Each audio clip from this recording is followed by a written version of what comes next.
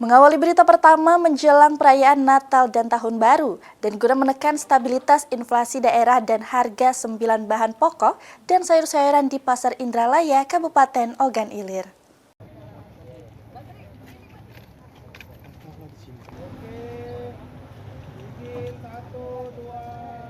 Pengecekan harga di pasar tradisional Indralaya Ogan Ilir dipimpin langsung Ketua Tim Pengendalian Inflasi Daerah sekaligus Sekretaris Daerah Pemerintah Kabupaten Ogan Ilir Muhsin Abdullah, dampingi Asisten 2 Pemerintah Kabupaten Ogan Ilir M. Tahir Ritonga.